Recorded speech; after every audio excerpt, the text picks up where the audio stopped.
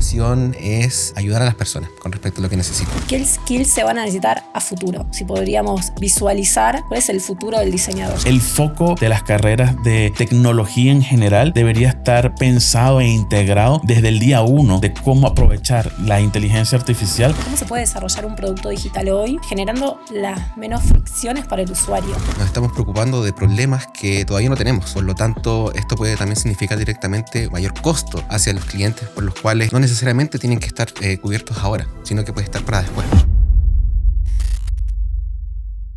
Muchas gracias, chicos, por estar aquí en este episodio.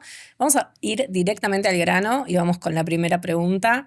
¿Qué decisión técnica barata hoy puede salir carísima en 6 meses? Partiendo directamente con el tema de intentar resolver todos los problemas de una. Encuentro que el tipo de foco que nosotros necesitamos para resolver primero es como lo que sea directamente habilitador del negocio. Esto quiere decir que son cosas que son de nacimiento de ellos, que nos permiten como realizar todo lo que necesita el cliente directamente. A veces cuando uno se preocupa mucho en el primer paso sobre la infraestructura, que esto tiene que escalar para todos lados, que tenemos que tener el mayor tipo de seguridad con respecto no solamente a las buenas prácticas, sino que sobredimensionado, esto provoca un poco de desgaste del equipo porque nos estamos preocupando de problemas que todavía no tenemos. Por lo tanto, esto puede también significar directamente un mayor costo hacia los clientes, por los cuales no necesariamente tienen que estar cubiertos ahora, sino que puede estar para después. Ahí también diría yo que desde cierto punto de vista la deuda técnica es como una cuenta del banco crediticio, como ir a comprar un crédito.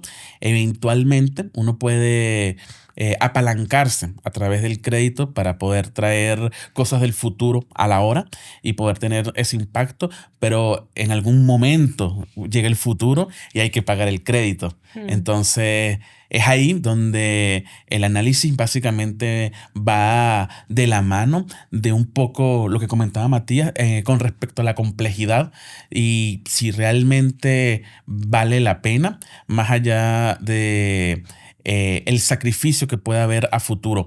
En general, yo creo que una de las decisiones que más pesan o una de las cosas que más impactan es el hecho de saltarse etapas. Yo creo que es fundamental respetar los tiempos, así sean acotados, así sean mínimos de cada una de las etapas evolutivas respectivas dentro del proceso de vida del desarrollo de software y que eso es lo que te asegura poder tener claridad acerca de haber finalizado correctamente una etapa o con los criterios establecidos que uno haya designado versus el hecho de contar con la incertidumbre de estar constantemente sintiendo que hay un avance sin sentir la seguridad de que ese avance realmente es sólido.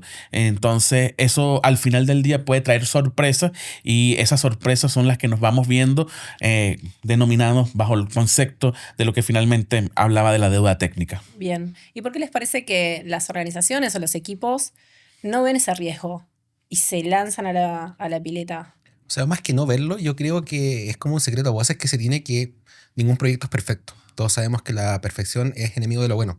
Por lo tanto, siempre uno tiene que ser capaz de manejar las variables que están dentro del contexto actual del desarrollo.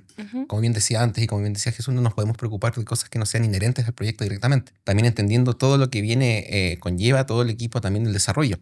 A veces uno tiene que estar enfocado en distintas aristas dentro de todo lo que vendría siendo el ciclo de vida. Por lo tanto, hay que ver bien dónde se encuentra el valor de verdad del negocio para esto.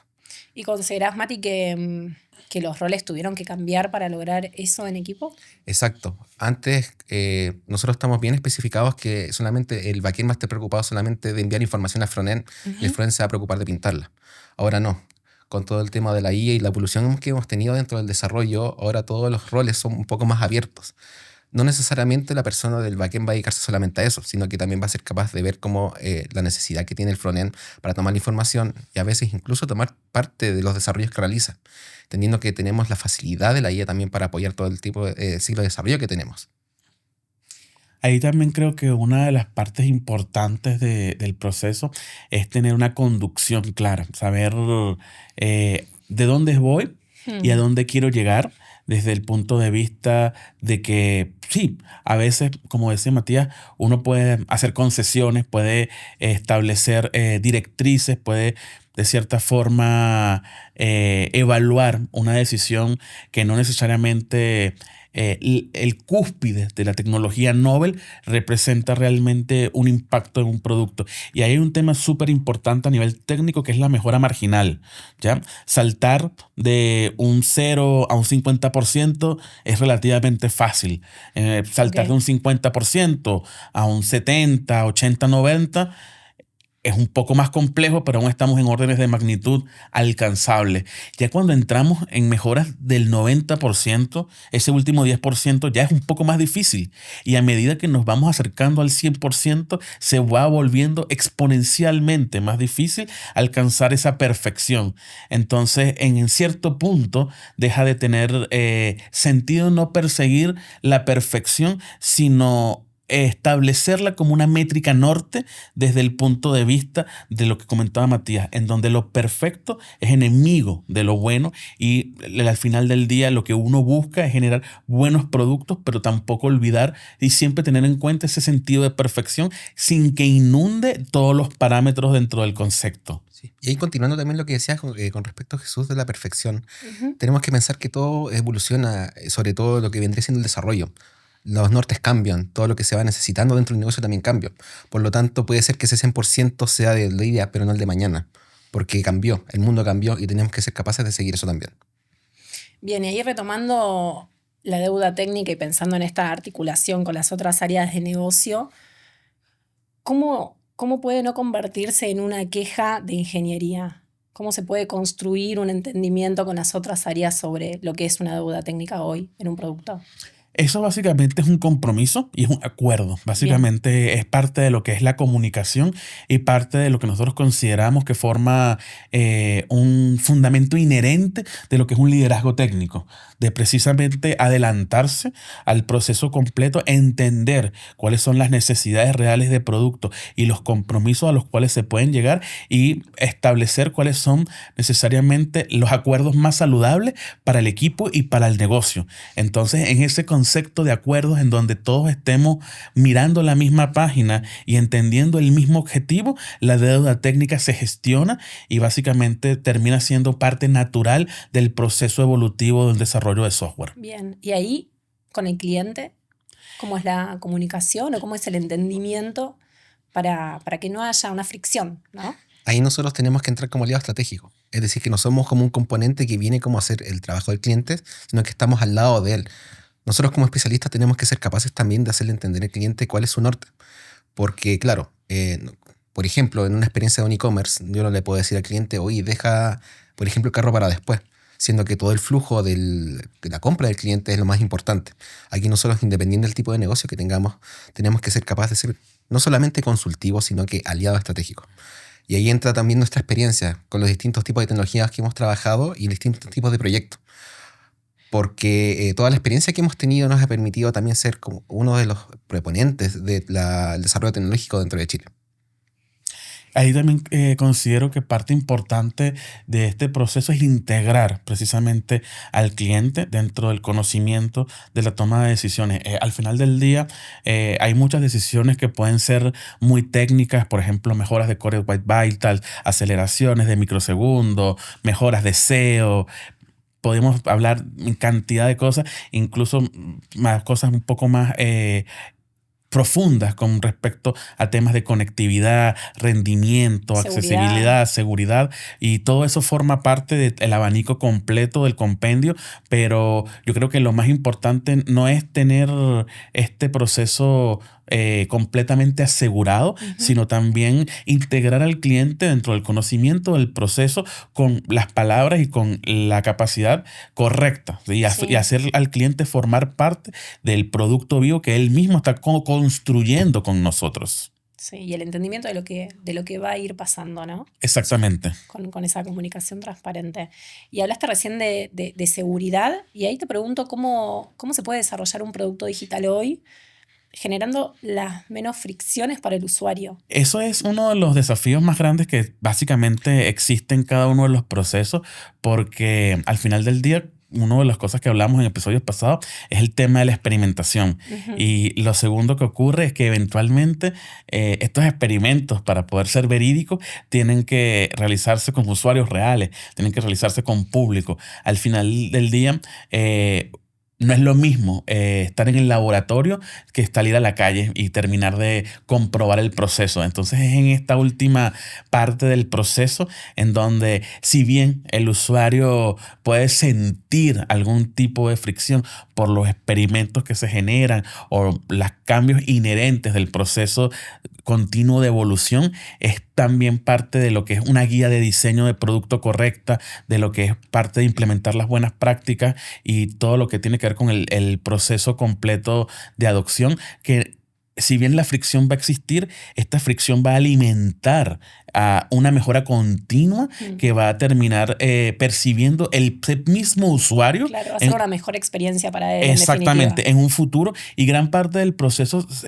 implica esto, en tener al usuario identificado sin que necesariamente este usuario perciba una mala experiencia constantemente, sino que eventualmente vaya mejorando todo el proceso continuo y a partir del proceso de experimentación se vaya validando la hipótesis. Bien. Y Mati, si te digo seguridad y desarrollo de productos y IA, ¿qué pensás? ¿Cómo es la mejor manera para poder desarrollar un producto digital pensando en la seguridad y codeando con IA? Sí, aquí viene como un tópico bien complicado porque, como bien hablar en episodios anteriores, las bases son lo más importante para tener todo el desarrollo a través de ella. Por lo tanto, si es que yo no sé qué tipo de sistema es seguro o cómo yo puedo implementar seguridad, no le puedo pedir a alguien más que lo haga directamente, entendiendo que yo soy dentro del liderazgo que tiene que ser capaz de hacerlo. Por lo tanto, partiendo de las bases ya, lo más indicado para tener todo el tema de seguridad es intentar dar los permisos necesarios para las personas que tienen que acceder.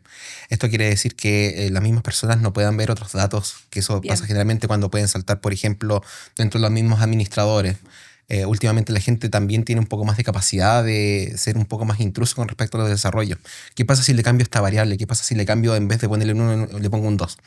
Todo eso tiene que ser capaz de ser capturado por las personas que están haciendo el desarrollo y a través de un desarrollo agéntico que uno sea capaz de dar las órdenes correctas a través de los prompts correctos también. No es cosa de decir, hazme una app, sino que es como levantar también las necesidades que tiene el negocio y uno, a través del know-how técnico, ser capaz también de alinearlo con la seguridad mínima que necesita. Después de eso se puede ir con un tema de evolución un poco más indicado a qué tan grande es lo que yo voy a estar haciendo, cuántos usuarios van a ingresar, qué tipo de perfilamiento voy a tener dentro del administrador para las personas. Y ahí empezar a escalar. Como bien decía anteriormente, esto no tiene que ir como de 0 a 100, sino que tenemos que ir evaluando cuál va a ser las métricas y las necesidades del negocio, y con eso ir escalando la seguridad con eso. Bien. Mati, te escucho y me pregunto qué necesidades no, sino qué skills tuviste que trabajar en este nuevo liderazgo muy vinculado con la IA y con personas que trabajan con IA y poder liderar equipos y qué es lo que más te challengeó de esta nueva etapa. Sí. Una de las principales cosas que he tenido como desafíos nuevos que he encontrado es conocer distintos tipos de liderazgo que se pueden dar. Existen personas que son un poco más consultivas, un poco más a través de directrices, pero yo creo que lo más importante para tener todo este tipo de dimensionamiento con IA y también a través del liderazgo es algo que hemos hablado harto del 80-20. El 80-20 se dice que con el 80-20, el 80% del esfuerzo queda listo para el 20% que me falta por revisar. Esto quiere decir que, entendiendo que la IA automatiza y mejora mucho los flujos de desarrollo, yo como persona tengo que ser capaz de entender también lo que estoy haciendo. Y entendiendo que la IA y a través del desarrollo yo tengo el 80% ya desarrollado, yo tengo que ser capaz de entender todo el conocimiento del negocio para que mi 20% sea efectivo y que sea capaz de comprender todo lo que yo necesito a través de a lo largo del ciclo de desarrollo de software para que esto sea atendido. Esto quiere decir que ahora tengo que estar mucho más ensimismado con respecto al negocio, que antes era solamente una cuestión técnica. Ahora es necesario tener un abanico de habilidades ya un poco más blandas, de comprensión de los clientes, de ser capaz de orquestar el equipo y a la IA para que sea esta comprensión que se puede dar y esta sinergia que puede generarse dentro del equipo. Bien, y específicamente, Jesús, ¿qué habilidades tiene que tener un desarrollador para trabajar, obviamente, con competencias de seguridad? Es una pregunta interesante y la seguridad como es un abanico realmente completo. Tenemos un área específica de seguridad en Acid Labs. Recalco que si bien tengo experiencia en seguridad, no soy experto en seguridad informática, por si acaso, pero considero que en la división de lo que es la seguridad informática existen como dos grandes desafíos, que básicamente es todo el proceso en sí mismo de lo que es el aseguramiento, por así decirlo, y la contraseguridad, que básicamente tiene que ver con el ataque, ¿ya? Entonces, depende de cuál de los dos lados esté uno, o como desarrollador, cuál de los dos quieras evidenciar o el proceso. En general, mi recomendación y la habilidad que se necesita es de ambos mundos, no necesariamente transformándose en un consultor de seguridad o en un experto en seguridad informática netamente, pero sí entendiendo cuáles son las necesidades inherentes, mínimas de buenas prácticas de seguridad que requiere una aplicación y también colocarse en la posición ficticia del atacante, que hoy es lo que nos permite la inteligencia artificial. Si bien hay ciertas características que están limitadas, hemos visto últimos modelos basados solamente en seguridad como Mythos, que está disponible solo para ciertas organizaciones, pero aún así es el abanico completo de tener esta capacidad de colocarte en esa posición existencial de manera ficticia y de esa manera entender entonces y aprender cuáles son las vulnerabilidades o cuáles son los problemas de seguridad que puede tener una aplicación. Y la parte yo creo que más importante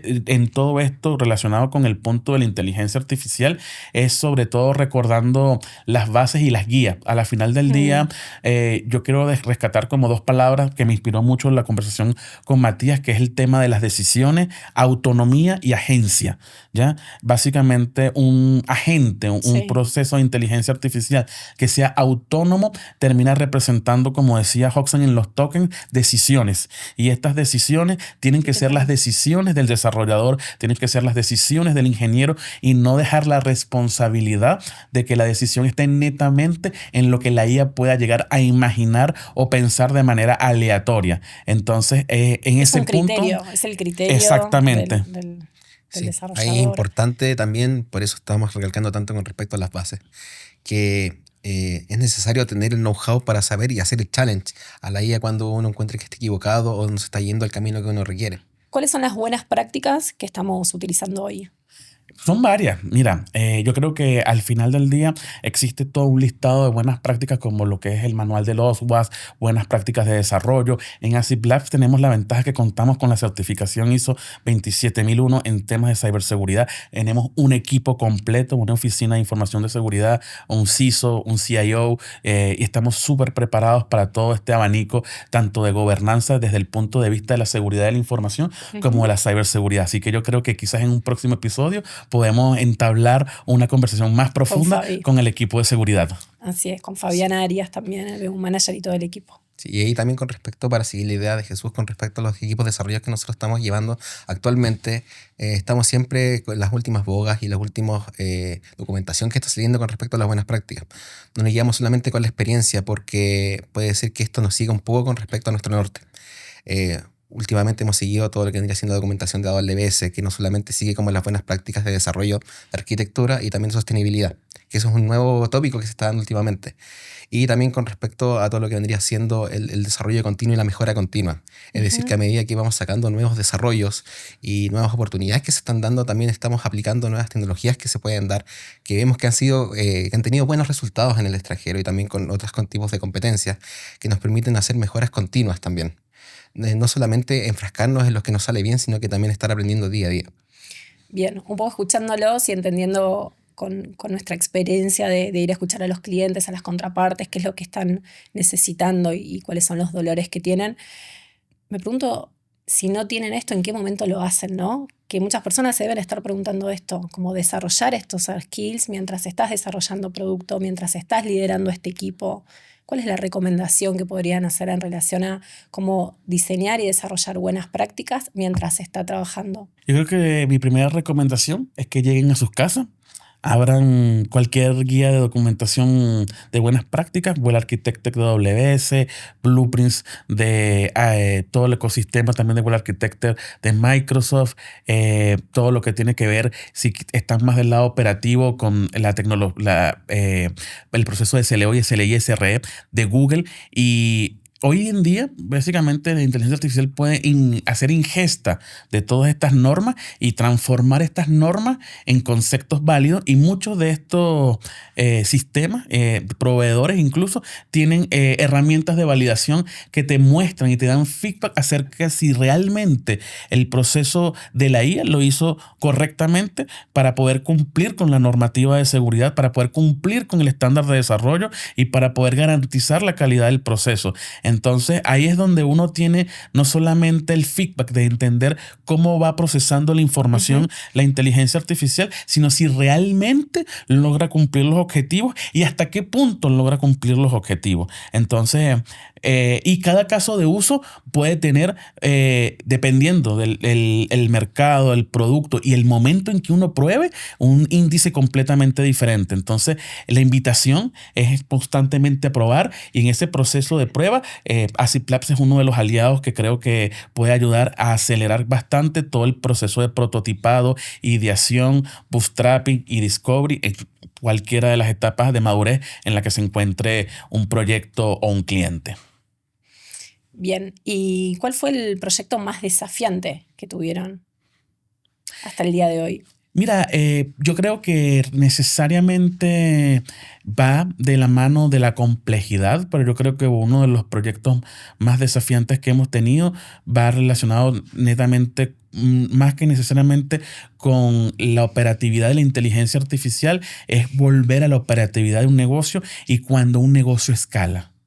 La escala de los negocios cambia radicalmente la complejidad de los mismos, esté o no esté integrada la inteligencia artificial, y cambia radicalmente la complejidad con la que la inteligencia artificial se tiene que integrar dentro del propio negocio.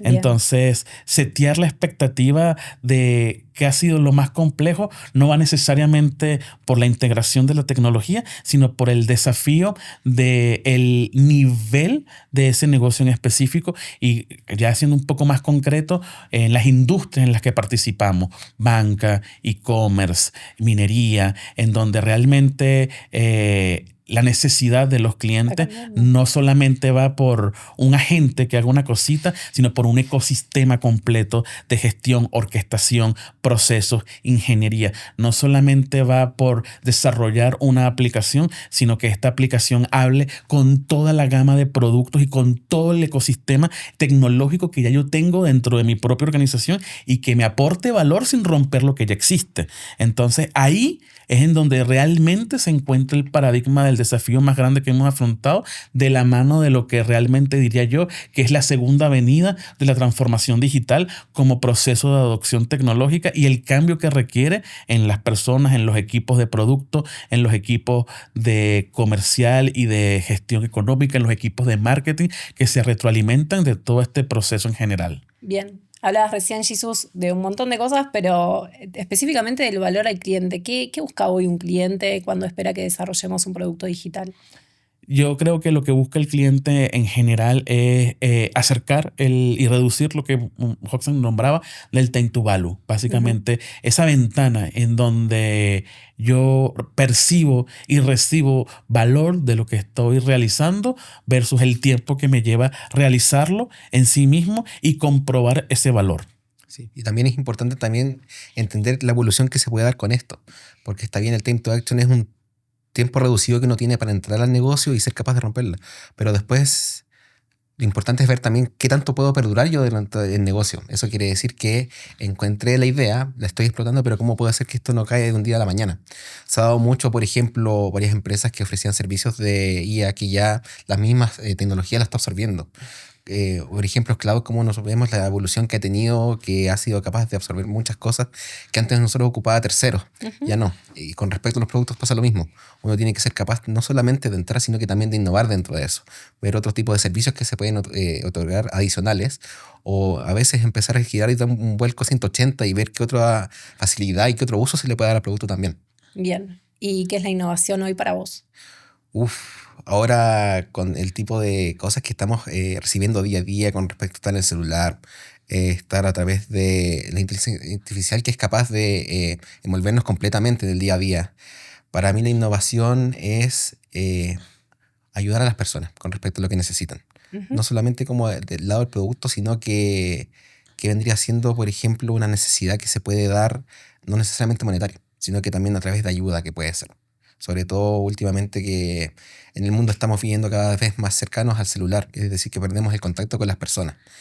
Eh, por lo tanto, yo encuentro que es cercano también tener ese acercamiento, no solamente con la tecnología, sino que también la persona ver qué carencia tiene y cómo se puede ayudar con respecto a lo que nosotros podemos ofrecer o lo que sabemos hacer.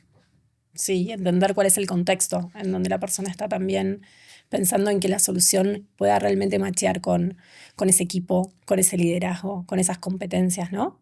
Exacto. Yo lo veo desde el punto de vista, de un poco como lo comentaba Matías, de lo que es la facilidad. Básicamente, yo creo que siendo objetivo, si evaluamos el avance de la humanidad, cada vez el mundo, a pesar de que existen detractores de lo que voy a decir, es más bonito, es más fácil, el mundo es hermoso. Entonces, y creo que la tecnología ayuda a que de cierta forma eso se vaya volviendo cada vez más amplio y esté disponible para un mayor número de personas. Obviamente, no es perfecto, pero nada en la vida es perfecto. Entonces, yo creo que la invitación es un poco a también entender que estamos como en uno de los momentos más idóneos para comenzar a innovar, para comenzar a crear y para comenzar a despreocuparnos de cómo hacer las cosas y entender que las necesidades están ahí afuera, buscarlas y que hay gente que las va a resolver, seamos o no nosotros. Y si hay alguien que quiere ayudar a otra persona a resolver algo, bienvenido sea. Sí. Bien. Aquí se da el puntapié de que las personas ahora con inteligencia artificial pueden ser capaces de desarrollar. Pero ahora si quieren llevar ya su idea a algo más escalable o algo con seguridad o algo que de verdad pueda ser dado al público, es donde podemos entrar nosotros a ser un aliado tecnológico. Nosotros Bien. tenemos la expertise para poder hacer eso. Hablábamos de alianzas, de equipos de tecnología de desarrollo. Les pregunto qué rol también cumple hoy un delivery para el desarrollo de productos. ¿Cómo también ha cambiado ese rol? ¿Cómo lo ven hoy? ¿Cómo lo ven a futuro? Sí, desde el punto de vista, yo creo que gran parte del proceso de delivery deja de ser necesariamente el secretario o la secretaria del equipo como tal para realmente convertirse de cierta forma en el dueño o el articulador del proceso cultural del equipo, ¿ya? Y básicamente resguardar desde ese punto de vista todo lo que tiene que ver con el avance en cuanto a la inercia propia como equipo y como coyuntura organizacional que pueda generar dentro de una célula o dentro de un conjunto de personas que trabajen en distintas modalidades con distintos proveedores. Y ahí es donde está la magia de la aplicación del verdadero delivery, porque lo que es generación de historias de usuario, definition of done, definition of ready y todo lo que tiene que ver con incluso orquestar lo que es una metodología como Scrum, como Kanban o etcétera, gran parte de eso puede ser completamente descargado, offloading dentro de todo lo que es el proceso de inteligencia artificial de un agente que cumpla con las características del negocio que se requieren para cada uno de esos tópicos. Entonces ahí se libera toda la carga de ese proceso, digamos, secretarial, y es donde se reivindica, creo, el rol de delivery dentro de este proceso cultural. Toma mucho más ownership también, ¿no? Exactamente. Para el cliente también, por supuesto, porque tiene mayor conocimiento de ese producto. Exactamente. Y además de eso, ya con todo lo que vendría siendo el impulso de la inteligencia artificial, también entra el tema de la data. Porque ya no solamente es una persona que, como bien decía Jesús, es esta parte del secretariado, sino que ahora puede, por ejemplo, ver tipos de KPI dentro del desarrollo que le permite ver algo que pueda fallar entre medio, o que hay un tipo de performance que no está suficientemente cumplido con lo que es necesario hoy, sino que puede ver también distintos tipos de números que puede estar otorgando los mismos KPI. Es decir, que por ejemplo existe una baja con respecto a al desarrollo, a los tiempos, él puede ser capaz, con la información que tiene, es adelantarse un poco y ver qué puede estar ocurriendo ahí. Por lo tanto, todo lo que vendría haciendo ahora el delivery, no solamente una persona que está orquestando, sino que también puede ser ayudante también dentro del equipo para permitir cosas que el mismo equipo de desarrollo no pueda ver. Bien. ¿Cómo incorporan tanto conocimiento? Cuéntanos un poquito el truco. Por lo menos yo creo que gran parte... No, lo mío no es magia, lo mío creo que es leer. Leo mucho, leo de todo. Bien. Leo libros, leo artículos, leo papers, leo memes. Leo Reddit, es leer, creo que es la clave. Dentro de ese proceso, obviamente, después viene como clasificar y experimentar lo que realmente me resulta interesante. No es un criterio muy formado, simplemente es como, mira, me interesó, no me interesó, me interesó, no me interesó. Hay cosas que a veces no me interesan que me vuelven a interesar de nuevo. Es un flujo normal. Y una vez que capturo algo, por así decir, en donde creo que mi atención, que creo que el recurso más valioso que tenemos los seres humanos en este mundo digital moderno decide que merece la pena, es en donde establezco básicamente un tiempo para dedicarle, ya sea en tiempos de horario laboral, que se puede, o en tiempos fuera de horario también. Es parte de la inercia de estar viviendo en el mundo de la tecnología, trabajar y experimentar con estos conceptos, probar cosas nuevas, aprender. Y parte del proceso de experimentación es entender que no todo experimento tiene por qué ser bueno o resultar bien. Pero al final del día, el aprendizaje siempre va a estar ahí. Bien. Y eso es lo que finalmente termina transformando el leer en una experiencia que termina entregando conocimiento real, tangible, que uno puede apalancar de manera constante. Y uno, a medida que va practicando este ciclo, cada vez va teniendo, por así decirlo, su workflow, su metodología, Sí, sus va herramientas. y se va generando Exacto. la propia metodología de uno. Sí. Bueno, pero me quedo con la intriga. ¿Qué fue lo último que leíste y que hayas aprendido y lo hayas implementado?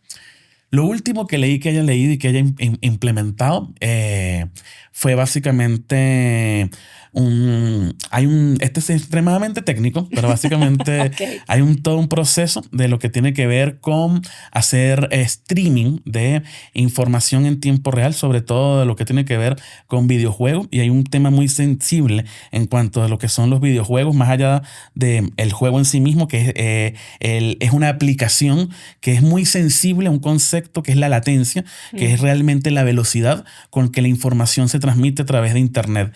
Y he estado viendo distintas técnicas que existen tanto desde el punto de los códecs, que son las herramientas en donde se empaqueta la información que viaja a través de Internet, como por así decirlo el hardware que se utiliza en extremo a extremo para comprender esta información codificada y reducir los niveles de latencia al mínimo, precisamente para poder otorgar la mejor experiencia de juego de manera remota en cualquier parte. Es un tema que me interesó mucho desde el punto de vista técnico, porque también tiene que ver con aceleradores de inteligencia artificial y la generación de imágenes en tiempo real de inteligencia artificial, y es el compendio completo de cómo sacarle el máximo rendimiento al mínimo hardware en cada uno del proceso completo de gestión de lo que es para mí un juego, que no solamente es la programación en sí misma, sino el proceso completo de arte y diseño como experiencia audiovisual,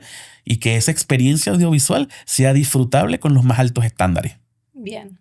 ¿Y vos, Mati, qué aprendés? ¿Cómo aprendés? Uy, yo soy ¿Cómo bien incorporás directo. todo esto? Yo soy al revés, no soy tanto de lectura, soy más de probar. Bien. Yo soy las personas que, ¿para qué puedo leer la documentación media hora si puedo echarlo a perder en 4 horas y aprender así?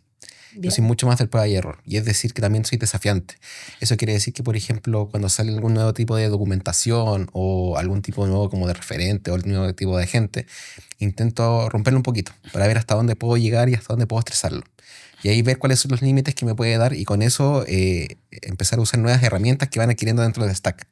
Porque antes uno solamente era, por ejemplo, cuando uno empieza a cocinar, uno tiene primero un cuchillo. Y es un cuchillo que uno compró, que encontró, y empezó a usarlo. Pero en el momento que uno encuentra un cuchillo más nuevo y ve las nuevas capacidades que tiene, dice, oh, ¿dónde estuve perdido? ¿Dónde estaba esperando para encontrar esto? Y así a poco empezar a probar nuevas cosas. con todas las tipos de skills y herramientas que uno puede obtener a través de internet y las cosas que ha leído y cosas que se han probado, uno puede encontrar distintas formas de aplicarlo. No necesariamente teniendo como esta receta ya armada que alguien te entregó o que es un post de algún medium o algún tipo de noticiero muy grande. Es también ser capaz de probar uno mismo las cosas antes de leerlas completas. Y asimismo, todo el tipo de nuevos de documentos y skills que va saliendo día a día es impresionante. Antes uno estaba de a poquito viendo cómo podría orquestar, por ejemplo, 2 o más agentes. Ahora todo el tipo de orquestación viene lista. Y uno solamente tiene que ser capaz de darles directrices para qué hace cada uno y hacer todos los tipos de desarrollos o tipos de entendimiento de documentos, etc.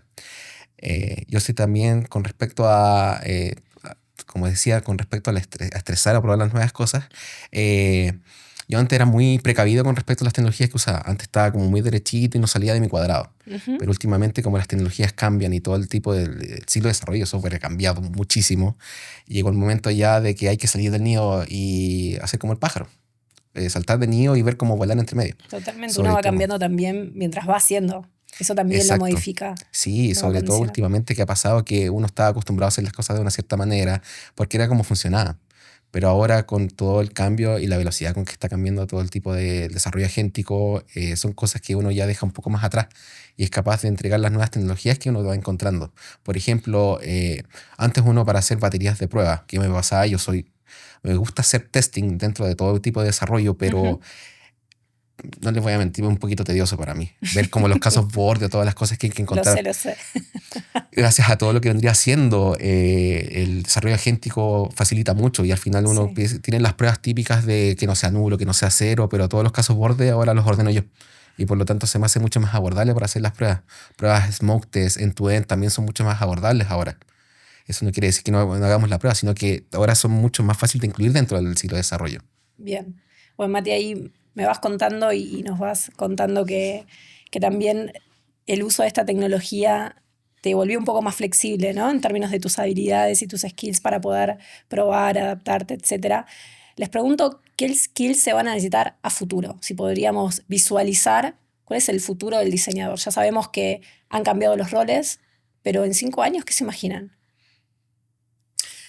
Yo me imagino un poco de lo mismo, no necesariamente porque no crea que no haya cambio, Ujú. sino porque creo que el cambio se está dando en este momento y se está consolidando dentro de los próximos 5 años. Entonces, yo creo que los roles que estamos viendo actualmente, permeados por el uso de la inteligencia artificial en cada una de las capacidades profesionales que se tienen hoy día, se están consolidando finalmente, y ese proceso de consolidación es lo que vamos a ir viendo a través de los próximos 5 años, como así fue todo lo que fue la democratización de Internet, la democratización de los IDE, la democratización de los debugger. Ha habido varias herramientas que han ayudado al tema de los diseñadores, y no me refiero solamente al tema del diseño o al tema de la programación, sino también al tema de todo lo que tiene que ver con la facilitación a través de la tecnología. Ujú. Excel cambió radicalmente en la contabilidad desde el punto de vista de cómo se generaban, pero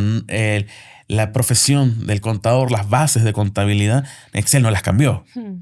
Entonces, desde ese punto de vista, creo que inherentemente puede existir, y creo que sería más que todo una invitación, yo creo, a no necesariamente un cambio profesional, pero sí un cambio educacional, diría yo, que es lo que creo que deberíamos anticiparnos, en donde el foco de las carreras de informática, el foco de las carreras de tecnología en general, debería estar pensado e integrado desde el día 1 de cómo aprovechar la inteligencia artificial, y no esperar a un último año, a un último semestre, a salir al mercado y entender, es que ahora tengo esta nueva tecnología de la que me tengo que hacer dueño y resulta que estoy No sé. obsoleto. Claro. Entonces ahí yo sí creo que veo un cambio, porque veo esta necesidad de cada vez más roles agénticos o más roles basados en inteligencia artificial de una u otra forma, que no está siendo satisfecho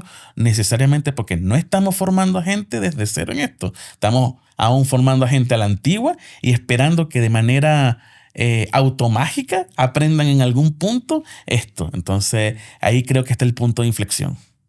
Sí. Además, para mí, el tipo de evolución de rol también antes estaba mucho en la especificidad. Es decir, que el DBA solamente se preocupaba de base de datos y el backend no tocaba tan a full la parte de DBA. Ahora, con los nuevos tipos de roles y el tipo de nuevas personas que van saliendo al mercado, no podemos ser como un caballito de carreras que solamente me fijo hacia adelante, sino que tengo que ser también Totalmente. capaz todo el ambiente 180. Sí. Tengo que tener conocimientos igual, no necesariamente ser un experto en todo lo que vendría haciendo diseño, pero sí tener nociones. Sí, entender Eh, cuáles son los fundamentos, tener una sí, mirada mucho más holística del exacto. producto Y ese y cambio de la de organización. paradigma de pensamiento igual es complejo. Yo nací como backend, pero ahora veo un poco más de colores. Y gracias a eso ha sido la práctica que se va dando. Quiere decir que voy entrando ya a entender cosas distintas que antes no entendía. Y eso, como bien decía Jesús, tiene que ser parte de la formación ya.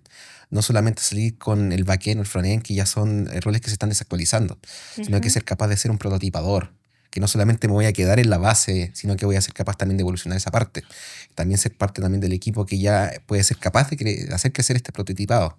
Bien, Y después tener todo el tipo de limpieza para que estos productos nuevos que van saliendo ya sean parte como de algo que pueda ser utilizado para el cliente y que satisfaga algún tipo de necesidad que se tiene. bien.